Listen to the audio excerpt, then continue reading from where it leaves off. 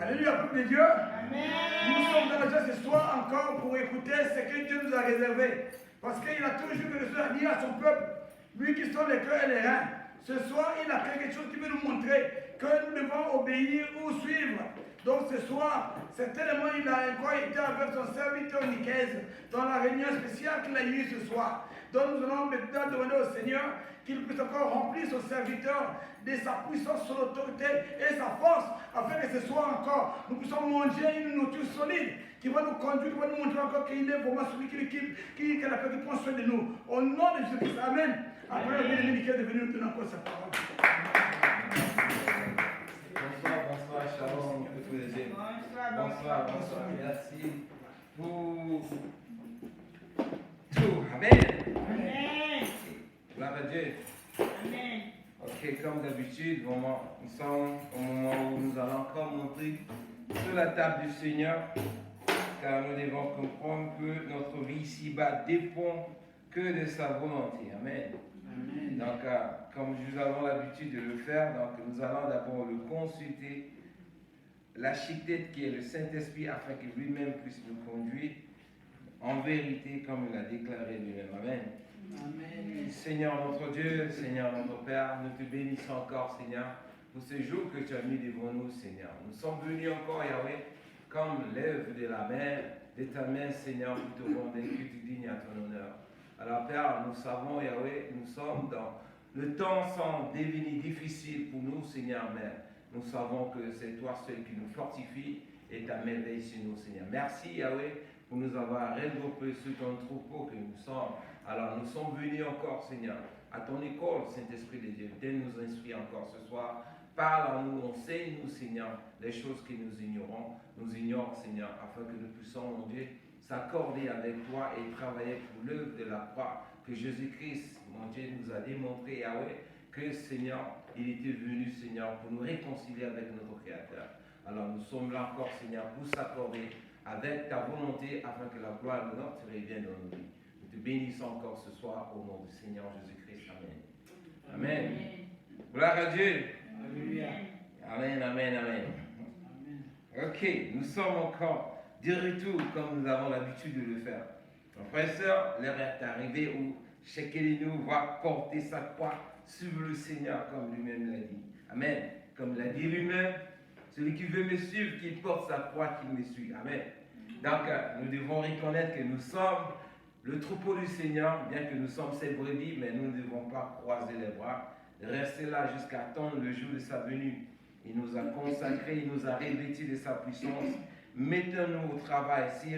S'il y a quelque chose qui ne va pas, Dieu nous a donné tous les mécanismes nécessaires qui permettent vraiment de revenir vers lui et il va nous accueillir sur ses bras et il va mettre ce qui manque pour nous afin que nous puissions être là où il nous appelle. Amen. Aujourd'hui, nous allons consulter les Écritures. On va commencer d'abord sur la plainte du Seigneur Jésus-Christ. Car nous devons comprendre, mes frères et sœurs, notre génération actuelle commence après les apôtres. Nous sommes une génération qui est née au travers de l'obéissance des apôtres. Parce que au moment où le Seigneur Jésus-Christ est venu, lorsqu'il a accompli sa volonté, de la volonté du Père, et lorsqu'il est parti, si tout le monde était assis aujourd'hui, toi et moi, l'évangile n'allait pas nous parvenir. Mais il y a eu des gens qui ont obéi, ils ont suivi les instructions du Seigneur. Voilà pourquoi aujourd'hui, nous pouvons être bénéficiaires de l'obéissance de ces gens-là. Amen. Or, à notre tour également, c'est comme un relais, nous avons pris le témoin vers les disciples et aujourd'hui, nous devons continuer cela parce que c'est une chaîne qui ne fait que s'ajouter et au fur et à mesure que nous nous mettons au service du Seigneur, c'est le nombre des disciples ne pourra que s'augmenter et le royaume de Dieu pourra toucher tout le monde, ceux qui sont encore loin du peuple de Dieu. Mais pour arriver là-bas, il y a d'abord des actes qui nous vont poser. Nous sommes tous fautifs. Nous allons parler aujourd'hui de la repentance parce que notre réconciliation avec le Seigneur dépend de la repentance. Et nous devons vraiment avoir une repentance sincère car au moyen de cette repentance, c'est ça que nous pourrons nous permettre de répartir sur les nouvelles bases Et le Saint-Esprit pourra vraiment faire ce qu'il y a à faire dans nos vies. Car nous devons reconnaître que nous sommes le temple du Saint-Esprit. Amen. Pour l'or, nous allons commencer dans Matthieu 13, le verset 24 à 30. Amen. Matthew, you can get your Bible. You want to read it? Bible? Get your Bible. He understood. Matthew 13. You got you can read it?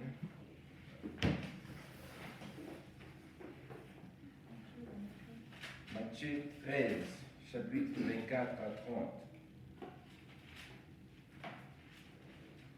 La page 1365. Pour en arriver là, nous devons comprendre, c'est-à-dire il faut répondre. Le Seigneur Jésus est venu, il a sémé la sémence qu'il fallait s'aimer. Et il est parti. Vas-y. Lisons la parole de Dieu dans Matthieu 13, verset 24 à 30. Il leur proposa une autre parabole et leur dit, le royaume des cieux est semblable à un homme qui a sémé une bonne sémence dans son champ, mais pendant que les gens dormaient, son ennemi vint, sema le ivraie parmi le blé et s'en alla. Lorsque l'herbe eut poussé et donné du fruit, ivraie parut aussi. Les serviteurs du maître de la maison vinrent lui dire, Seigneur, n'as-tu pas sémé une bonne sémence dans ton champ? D'où vient donc qu'il y a de ivraie? Il leur répondit, c'est un ennemi qui a fait cela. Et les serviteurs lui dirent, veux-tu que nous allions l'arracher? Non, dit-il, de peur qu'on arrache l'ivraie, vous ne déracinez en même temps le blé. Laissez croître ensemble l'un et l'autre jusqu'à la moisson, et à l'époque de la moisson, je dirai au moissonneur d'arracher d'abord ivraie et lier-la en gerbe pour la brûler, mais amasser le blé dans mon grenier. Amen. Amen. Gloire à Dieu. Nous voyons là, cette partie-là, le Seigneur nous parle en parabole. Et cette parabole-là, elle était comme une prophétie à l'époque. Il parlait de lui-même, qu'il est venu, il a sémé la bonne sémence. Cette semence, il avait sémé ça dans la vie des disciples. Les 10 disciples sont venus, ils avaient carrément reçu la révélation du royaume des cieux et ils ont travaillé à l'arrache-peau et l'évangile s'est propagé. Mais il y a eu un moment où les gens commençaient à dormir. En dormant aujourd'hui, nous avons vu les malins en profiter pour venir s'aimer les mauvaises semences dans les églises aujourd'hui. Voilà pourquoi nous voyons, c'est à partir de là où il y a les mauvaises pasteurs qui sont nés et les mauvais serviteurs de Dieu, les mauvais chrétiens, ceux qui ne croient même pas à l'évangile, mais sont dans l'église. Pendant que le moment où nous dormons spirituellement, c'est là où l'ennemi en profite. C'est ça, le Seigneur Jésus est en train de profiter, prophétiser en quelque sorte. Amen. Mais comme Dieu nous a donné le Saint-Esprit, lorsque nous venons vers lui, il nous donne souvent des révélations qui peuvent nous aider à se réveiller. Amen. Donc, nous voyons, dormir dans le Seigneur, ce n'est pas normal spirituellement. Un enfant de Dieu doit être vraiment actif dans la vie de prière parce que pendant que tu dors, c'est là où la faiblesse spirituelle rentre et c'est là où maintenant le malin en profite pour venir s'aimer la mauvaise sémence en toi. C'est ça qui te pousse à devenir rébellion au lieu de faire la volonté du Seigneur. Amen. Donc, vraiment, cette révélation que Dieu nous donne ce soir, elle est importante dans nos vies chrétiennes. C'est-à-dire que notre communion avec le Seigneur doit être permanente. Parce que si nous dormons, c'est ce qui arrive. Mais le Seigneur a donné ça en code, en parabole. Mais c'est une prophétie qui disait, je vais partir, je vais faire le travail, j'ai sémé la bonne semence, mais voici dans les jours qui arriveront, voilà ce qui va arriver. Amen. Que Dieu nous fasse grâce parce que c'est pas facile. Nous vivons dans une génération où vraiment la parole de Dieu n'a même plus de place dans nos cœurs. C'est ça qui fait qu'il y a trop de failles au milieu de nous. Donc, l'appel que le Seigneur nous appelle ici, c'est à revenir à lui. Et nous voyons, les 12 disciples, ils ont fait le travail. Parmi tous les disciples, en dehors de Judas, qui étaient vraiment les disciples choisis pour la perdition, les autres qui ont travaillé par tous les ministères prospéraient, on voyait les prodiges, on voyait les miracles. Aujourd'hui, nous voyons voir en général, dans les églises du Seigneur, il y a un profond sommeil. On ne voit même plus la main de Dieu, on ne voit plus les prodiges, on ne voit plus vraiment l'œuvre de la croix, que la bonne la sémence que le Seigneur veut s'aimer, qui consiste à faire des miracles, qu'il a démontré lui-même, ça n'existe pas. Il y a quelques églises qui sont en train de faire. Mais regarde, mes frères et sœurs, les disciples étaient qu'à 12. Si nous voulons compter le nombre de chrétiens dans ce monde-là, si on peut suivre l'exemple des disciples, vous pouvez pas voir combien de fois les miracles vont être dans toutes les zones des églises partout dans la planète. Mais aujourd'hui, le nom de Dieu est blasphémé parce que toutes les églises, nous sommes en train de sommeiller, nous sommes vraiment en train de dormir et on ne voit plus Dieu. On voit les gens qui viennent malades, ils sortent tels qu'ils étaient, ils ont des problèmes spirituellement attaqués par toutes les forces du mal, mais on ne voit pas la main de Dieu au milieu de nous parce que tout le monde est en profond sommeil dans l'église. Amen.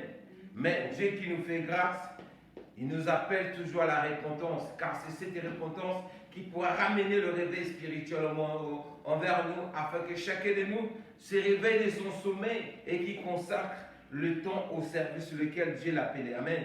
Amen. On va répartir ça, c'était juste un passage d'introduction pour voir. Pourquoi le Seigneur dit ça? On va le consulter encore un autre prophète qui avait prophétisé la réalité actuelle. On va aller dans Michée chapitre 7, le verset 1 à 9. Le prophète Michée,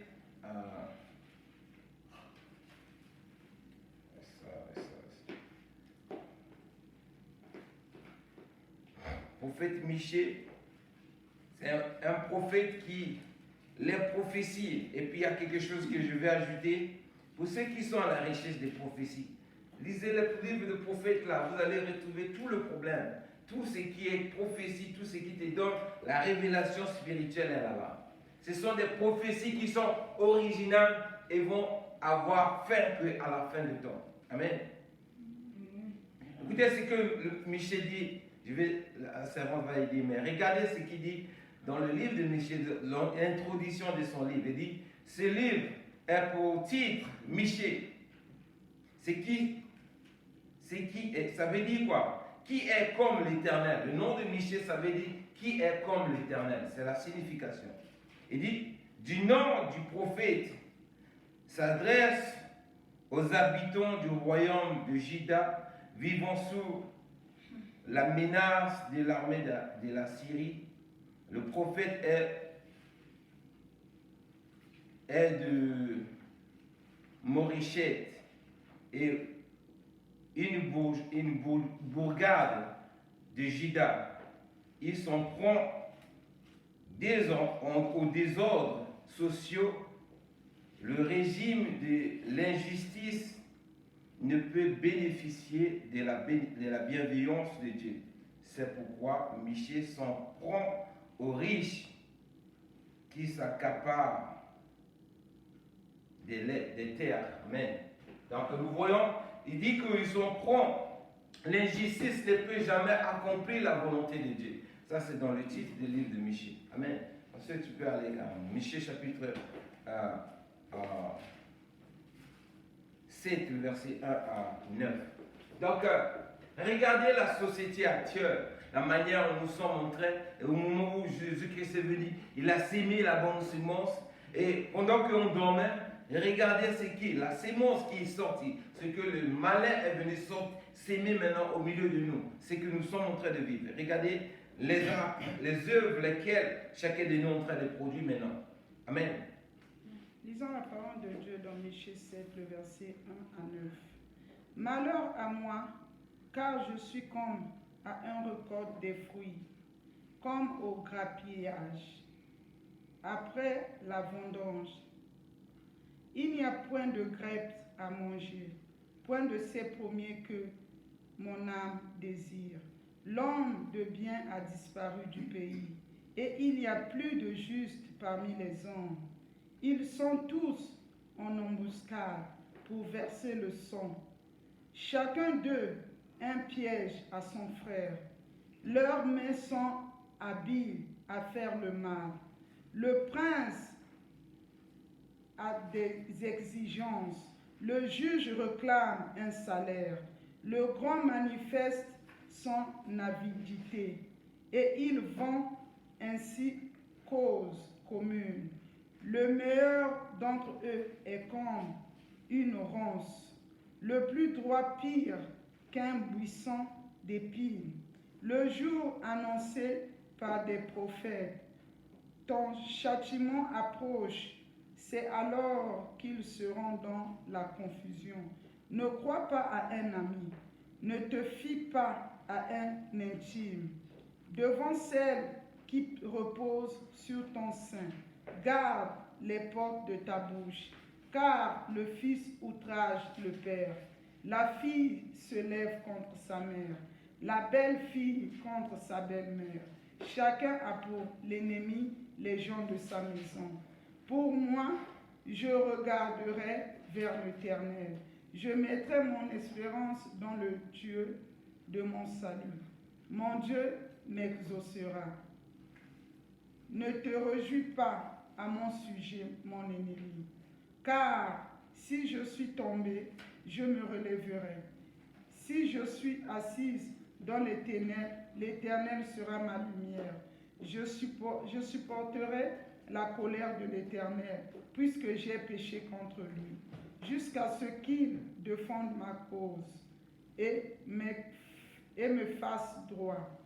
Il me conduira à la lumière et je contemplerai sa justice. Amen. Amen. Amen. Donc nous voyons ce que Michée est venu encore prophétiser. À l'époque, il parlait de l'injustice qui régnait à l'époque dans la vie des enfants de Juda. Et nous voyons comment il y avait l'injustice, il y avait vraiment du désordre total. Car c'est cette désordre-là qui est revenu et revenu encore aujourd'hui dans nos sociétés. Et c'est ce qui fait que le Seigneur aujourd'hui, nous n'avons plus de relations d'intimité envers nous parce que c'est que nous sommes en train de s'aimer comme acte. La présence de Dieu n'est plus au milieu de nous. Nous voyons que c'est vengeance sur vengeance, malheur sur malheur, haine contre malheur. Même dans une maison, on trouve que les mêmes actions. Alors que dans chaque maison, il devait régner la crainte de l'Éternel. Amen. Donc, ces actes, vraiment, c'est ça où le mal est rentré dans nos vies. Chacun de nous ici ne peut pas soulever les mains qu'il n'a pas posé ces actes.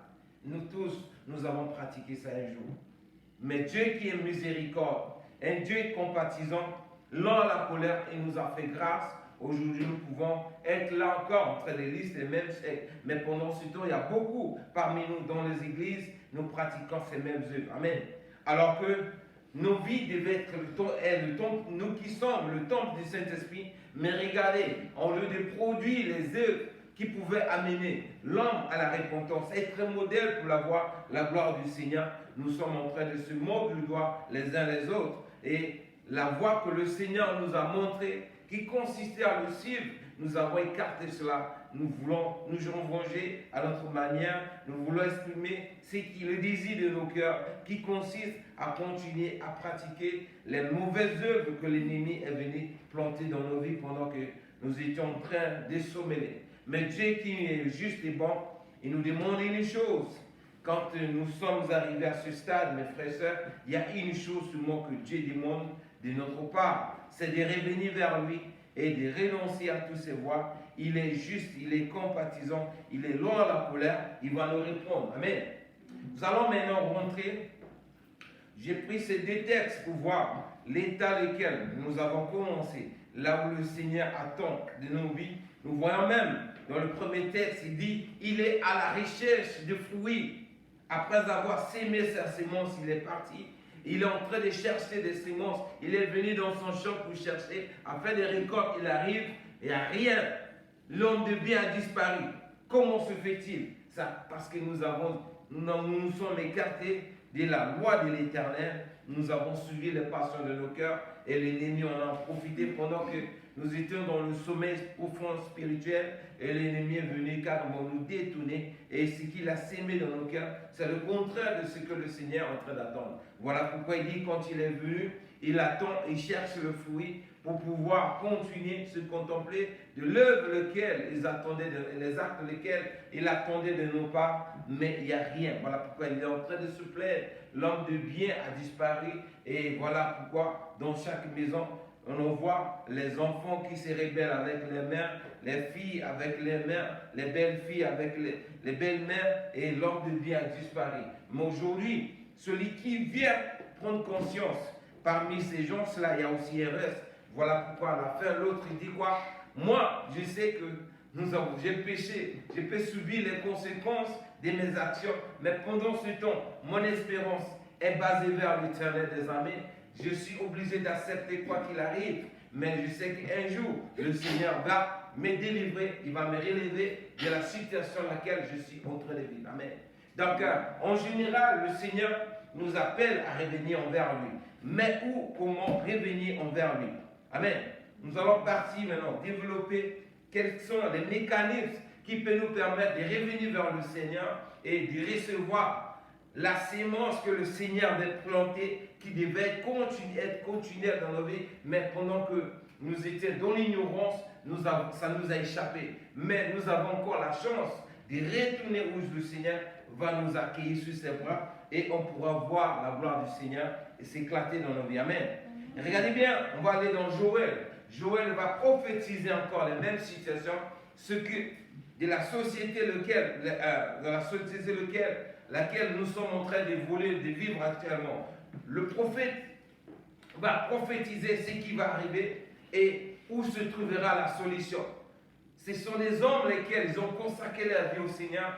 Dieu connaissant le début et la fin des temps, ils savent telle génération, un jour, ils vont se retrouver dans telle situation, mais Dieu qui est amour, il va nous donner les mécanismes qui vont nous permettre de revenir vers lui afin d'être vraiment les enfants lesquels qui vont se mettre à son service. Amen. On va aller dans Joël, chapitre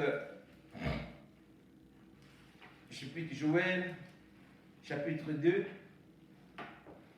verset 12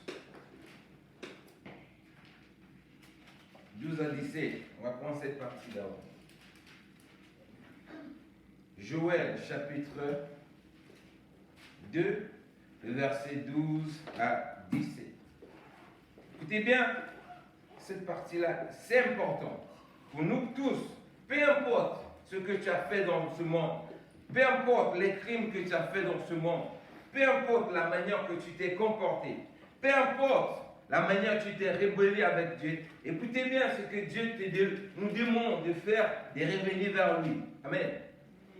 On va lire maintenant. Lisons la parole de Dieu dans Joël 2, verset 12 à 17. Maintenant encore, dit l'Éternel, revenez à moi de tout votre cœur, avec des jeûnes, avec des pleurs et des lamentations. Déchirez vos cœurs et non vos vêtements, et revenez à l'Éternel, votre Dieu, car il est compatissant et miséricordieux, lent à la colère et riche en bonté, et il se repent des maux qu'il envoie. Et qui sait s'il ne reviendra pas et ne se repentira pas? Et s'il ne laisserait pas après lui la bénédiction, des offrandes et des libations pour l'Éternel, votre Dieu.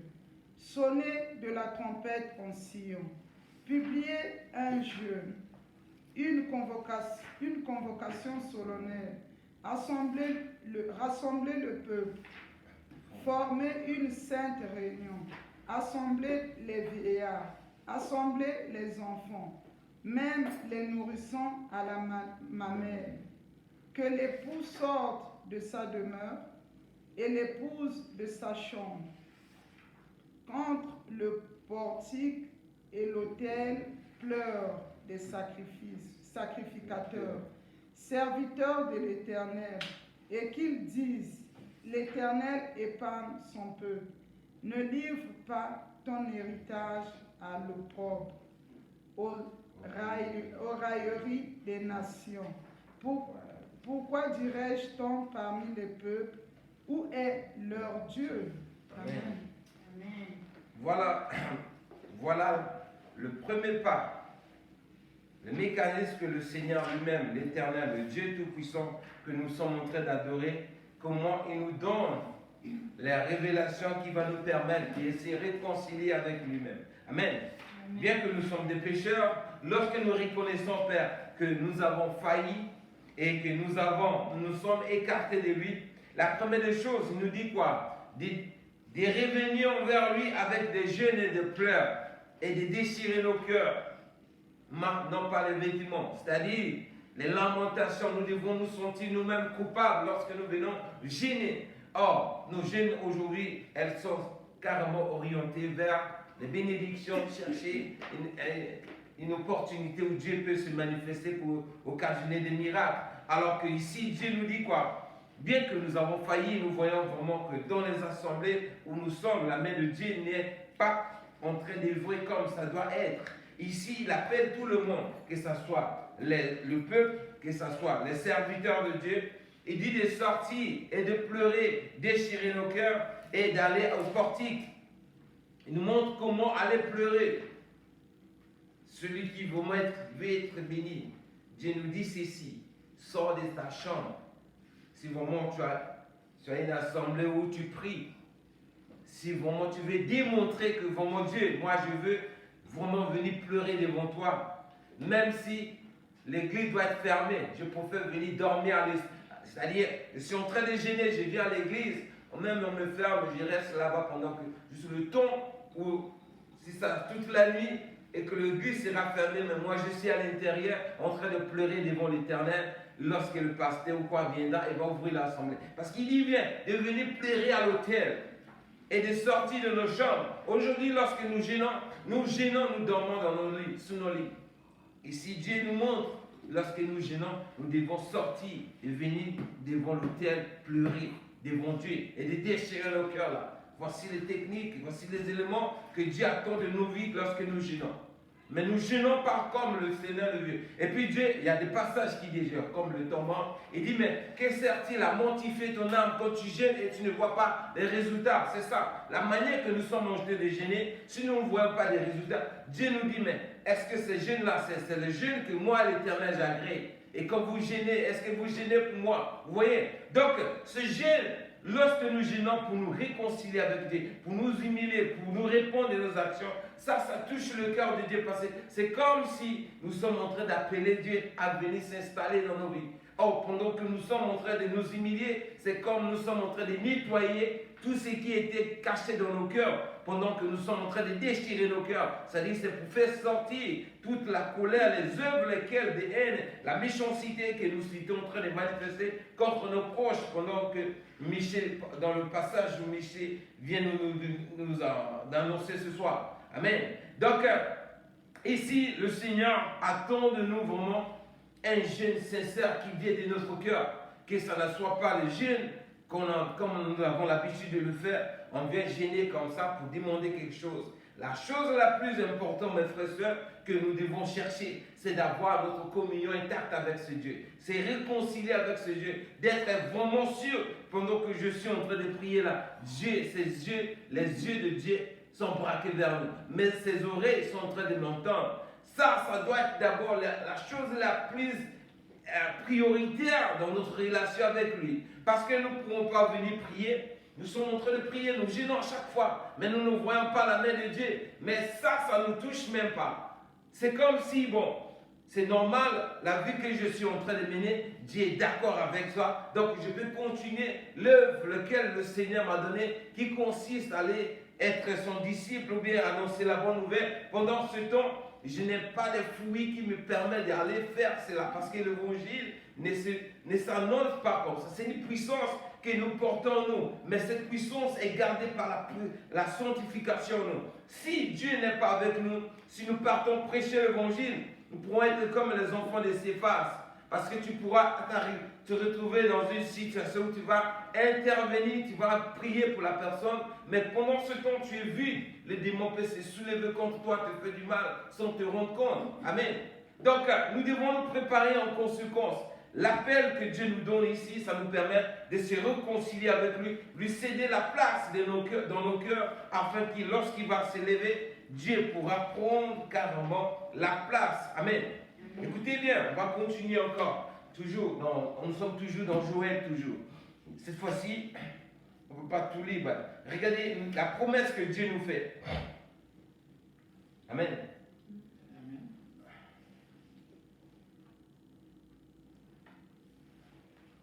On va prendre toujours le chapitre 2, toujours. Cette fois-ci, on prend le verset 23. 23 jusqu'à la fin. Excusez-moi, on va essayer de voir, côtoyer ça pour combiner tout cela, pour nous donner la révélation qui est cachée derrière. Cette partie-là nous montre maintenant, lorsque, après avoir gêné, voici la promesse de ceux qui attendent ceux qui se gênent vraiment de tout leur cœur, de toute leur âme, où ça touche le cœur de Dieu. Voici les résultats qu'ils pourront recevoir de la part de Dieu. Amen. Joël chapitre 2, le verset 23 à 32. Lisons la parole de Dieu. Dans Joël 2, le verset 23 à 32. Ouais. Et vous, enfants de Sion, soyez dans l'allégresse et réjouissez-vous en Éternel votre Dieu. Car il vous donnera la pluie en son temps. Il vous enverra la pluie de la première et la dernière saison, comme autrefois. Les airs se rempliront de blé, et les cuves regorgeront de mou et d'huile. Je vous remplacerai les années quand dévorer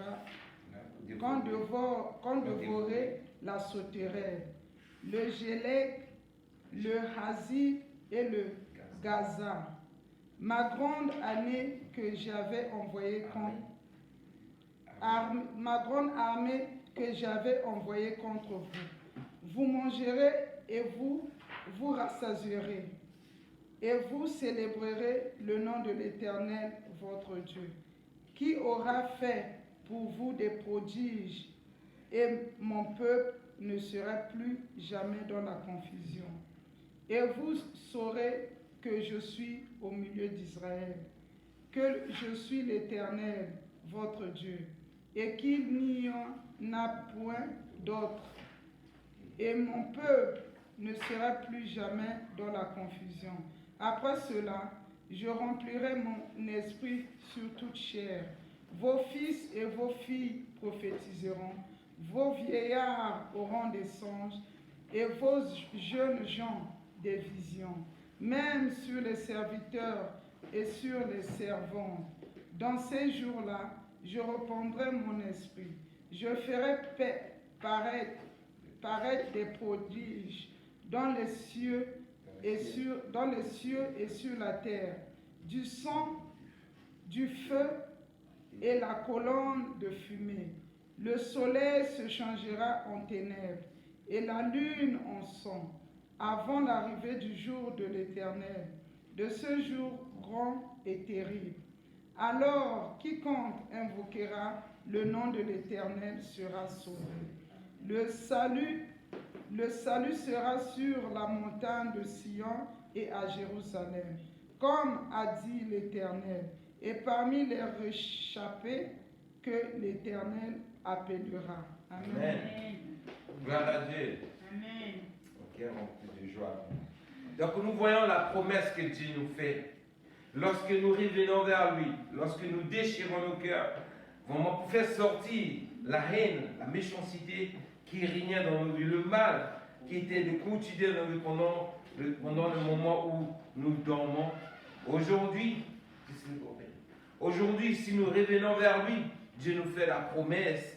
Voici, et puis il faut savoir, pendant que nous étions en train de dormir, pendant que le malin venait s'aimer les mauvais semences en nous et qui ont produit les mauvais actes, le mal au milieu de nous, il faut savoir, ces moments sont les moments difficiles, les plus difficiles dans nos vies. Et il y a beaucoup qui vivent vraiment dans la pauvreté, dans la misère, dans la maladie, dans toutes sortes de situations. Et ils sont en train de se demander, mais où est Dieu, le Dieu que je suis en train de prier? Donc nous voyons ici, Dieu nous dit ceci: lorsque vous revenez à moi, je vais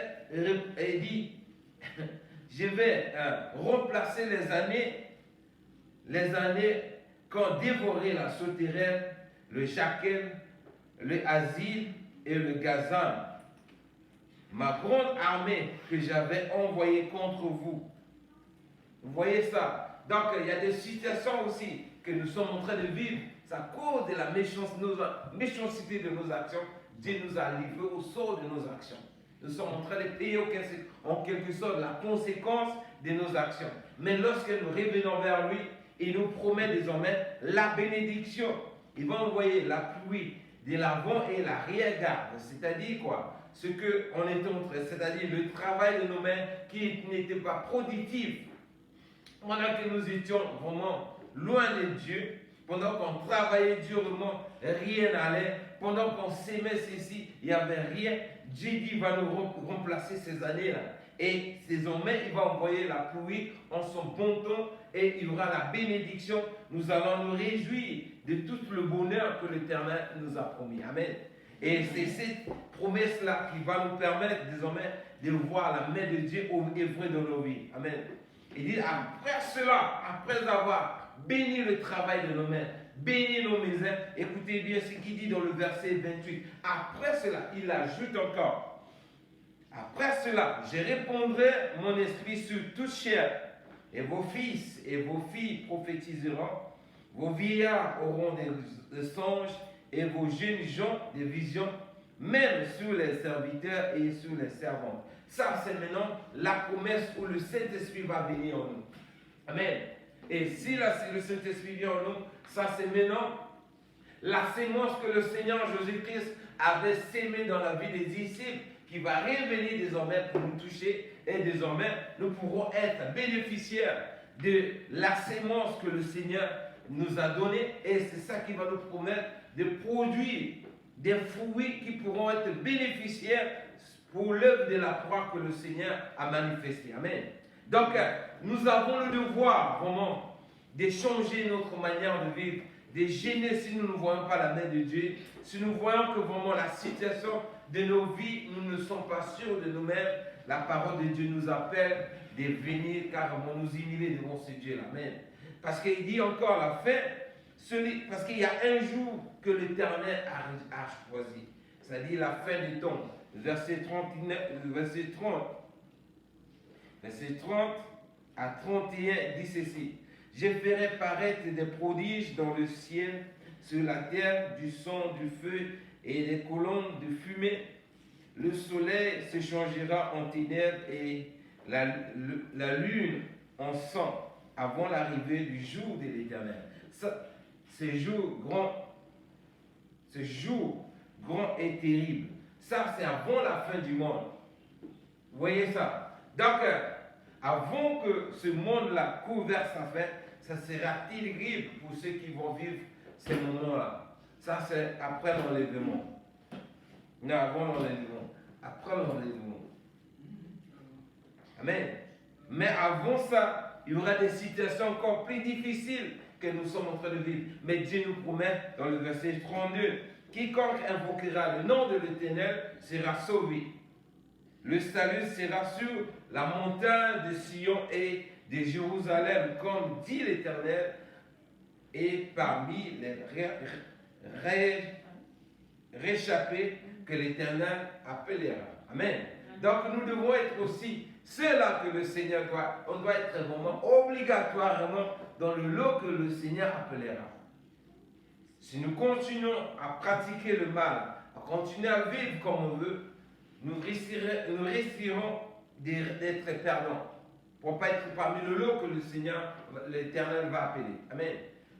Quand on voit bien, il y a Jérémie, le prophète Jérémie dit là-bas, nous devons, le Seigneur nous promet, pour ceux qui sont travailleurs, ceux qui travaillent pour les serviteurs de Dieu, nous devons déchirer nos cœurs. C'est-à-dire, nos cœurs doivent voir l'horreur, voir la situation que le monde est en train de vivre. C'est-à-dire que le désir que nous avons à voir, c'est d'intercéder, de crier devant l'Éternel, afin que vraiment la grâce de Dieu s'étende dans ce monde et que vraiment il y aura le réveil spirituel. Parce que si nous continuons à nous endormir dans le sommeil profond et continuer à pratiquer, garder la sémence que le malin, l'ennemi est venu s'aimer dans le champ du Seigneur, il sera difficile pour nous vraiment d'échapper à la condamnation éternelle. La seule chose qui peut nous permettre, c'est de venir pleurer devant Dieu. Dire, j'ai péché contre toi, Seigneur. Fais-moi grâce. Déchirer ton cœur. S'il faut venir même à l'église. Parce qu'il y a des jeunes, quand tu fais ça, si tu quittes ta maison, tu dis Dieu, tu viens dire à ton pasteur aujourd'hui là, si tu veux fermer la porte, mais moi je serai dedans, ils sont en train de pleurer. Vous voyez bien la bénédiction qu'Anne a eue, c'était pareil, il est venu. Je suis sûr, chez lui à la maison, chez elle à la maison, elle est en train de prier, en train de demander au Seigneur. Mais le jour où il est venu au temple, il s'est incliné, vous voyez, ça a déclenché un miracle. Lorsque nous prions comme ça touche le cœur de Dieu. Pendant que tout le monde est rentré à l'église, ils dorment dans leur maison, toi tu dis au pasteur, Seigneur, aujourd'hui pasteur, moi je vais dormir ici, si tu me permets, je suis en train de m'humilier. Si le Seigneur là, si le pasteur là te fait grâce, tu pries là-bas. Ça c'est des jeunes qui touchent Dieu. Parce que Dieu regarde dans toute l'église. C'est-à-dire le désir que tu as, ça touche carrément Dieu. Vous voyez? Or, nous gênons, nous continuons à pratiquer nos actions, nous dormons là où nous dormons. Il n'y a rien de chose, c'est-à-dire entre la vie quotidienne, avec le jeûne, il n'y a pas de différence. Vous voyez ça? C'est-à-dire c'est dans des jeûnes que nous faisons à moitié en quelque sorte. Or Dieu nous demande vraiment de venir vers lui, de s'humilier. Peu importe, le roi David l'a démontré, parce que nous voyons dans le jeûne, lorsque David faisait ses failles, il déchirait ses vêtements. Il dormait, il roulait sous la poussière et il restait là pendant le temps qu'il est en train de dormir. C'est-à-dire qu'il ne dormait pas sous son lit. Si quelqu'un roule dans sa poussière, ça veut dire qu'il était couché sous le sol. Ça, c'est un roi qui fait ça. C'est normal que ça touche le cœur de Dieu. Mais nous qui sommes là, nous sommes tellement avancés, évolués, la société est devenue carrément dominée sur nous. Nous voulons toujours garder le confort pendant que nous sommes en train de servir le Seigneur. Car nous devons comprendre que nous sommes que des enfants devant Dieu. Quelle que soit la richesse, quelle que soit la position que nous avons, que nous occupons dans la société, devant Dieu, nous sommes que des enfants. Et lorsque nous gardons cette attitude et nos titres en venant servir Dieu, c'est comme s'il y a l'orgueil dedans.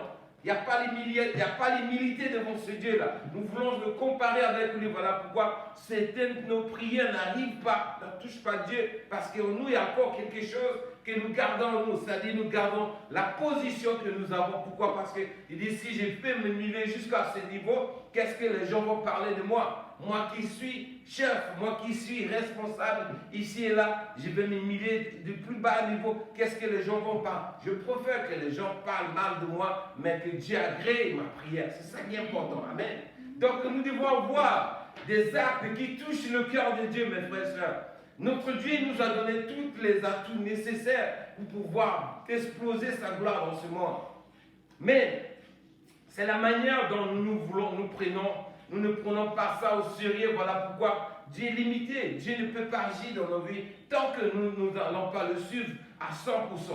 Parce qu'on ne suit pas Dieu à 50%, ni à 25%, ni à 75%, ni à 99%. Ce qu'il dit dans sa parole, nous allons le faire. Il faut le faire 100% comme nous le demandons. Nous ne devons pas être sauvés, nous n'est pas sauvés par ses actes, mais il y a des actes qui améliorent notre relation vers lui. C'est ça qui montre la foi que nous avons vers lui. Parce que ces actes démontrent un Dieu que tu ne vois pas, tu n'as jamais vu personnellement. Tu as entendu, tu as lu la Bible, il y a un Dieu qui existe, il a dit ceci, il dit ceci. Heureux ceux qui font, excusez-moi, il dit heureux ceux qui obéissent sans avoir vu. C'est ça, non? Heureux ceux qui croient sans avoir voir. Sans voir, disons en quelque sorte. Sans avoir vu quelque chose. Excusez, le French, c'est là. Mais non, si nous voulons être des Thomas, et voir d'abord et puis pratiquer, mes frères et sœurs, nous risquons toujours d'être là où nous sommes. Parce que Dieu, il est là dans son coin. Il ne bouge pas tant que nous ne le touchons pas. Ce qui peut toucher Dieu, c'est notre repentance, une repentance sincère. Parce que Dieu, regarde, depuis la création du temps, lorsque l'homme a péché, Dieu a dit, où est son esprit dans la vie des gens qui ont sacrifié toute leur vie entière, carrément pour obéir à ce Dieu-là, pour que l'évangile nous parvienne. Donc, il ne va pas, à cause de toi, renoncer à ce qu'il a dit dans sa parole. La seule chose qui touche Dieu, qui peut changer Dieu, c'est la repentance. Quand tu viens, tu reconnais. C'est d'abord, regardez, c'est en général, même dans la société actuelle. Si quelqu'un te fait du mal, il vient te voir, dit, bon mon frère, excuse-moi, j'ai mal agi, j'ai posé tel acte, vraiment, aujourd'hui, je reconnais, j'ai failli, pardonne-moi. Le gars va te pardonner, même s'il insiste, s'il y a des gens autour de lui qui vont dire non, toi aussi. Le gars reconnaît son tort, il faut comprendre. Et par rapport à celui qui vient, il te fait du mal et puis il vient, il ne te demande pas pardon et puis il veut encore t'adresser des paroles pour demander de l'aide de ceci. Quelle sera la réaction? Oui, comme le faut Dieu. Oh, Dieu dit ceci, toute âme qui pêche meurt. Si tu as péché pour Dieu, c'est fini pour toi. Mais la seule chose, il dit, si tu viens, tu te répands de tes actes, moi Dieu, je suis loin la colère, riche en beauté, je vais te pardonner. C'est lui-même qui dit ici dans le livre de Joël, là où nous venons de lire, il dit, revenez à moi, et avec des pleurs et des jeûnes, qui sait si Dieu ne se répand pas de ça. Vous voyez ça? Donc, Dieu en quelque sorte, il nous aime. Amen. So, you guys, I can explain you later because the time is kind of go English and French, okay? I can explain you everything after the prayer, okay? Donc, la repentance est vraiment la voie qui nous amène à revenir sous l'agenda de Dieu afin d'accomplir sa volonté. Amen. Donc, nous tous qui sommes ici, nous sommes déjà des serviteurs, mais nous devons toujours continuer à intercéder pour que cela arrive dans la vie de ceux qui sont encore en train de dormir dans le Seigneur. Voilà pourquoi Dieu dit, Dieu il regarde dans toute la terre, cherchant qui a le désir vraiment d'intercéder pour son peuple, qui sera la brèche en train d'intercéder. Donc nous qui sommes ici, ceux qui veillent, ceux qui ne sont pas en train de dormir spirituellement, leur travail c'est d'être à la brèche, en train d'intercéder pour cette génération qui ne fait que s'enfoncer dans les ténèbres ou s'éloigner de notre Créateur. Alors que Dieu nous a oint de son Esprit Saint pour pouvoir faire réveiller ces gens-là de leur profond sommeil, afin que vraiment l'évangile puisse aussi avoir la part dans leur vie. Amen. Donc c'est un peu ce qu'on avait ce soir, que vraiment Dieu nous aide vraiment à revenir de tout son cœur, à tous nos cœurs, de tous nos âmes envers lui, afin qu'il puisse vraiment nous délivrer vraiment de tous les maux que chacun de nous est en train de subir si nous avons failli dans notre marche avec lui. Amen. Que Dieu bénisse sa parole. Amen. On va prier.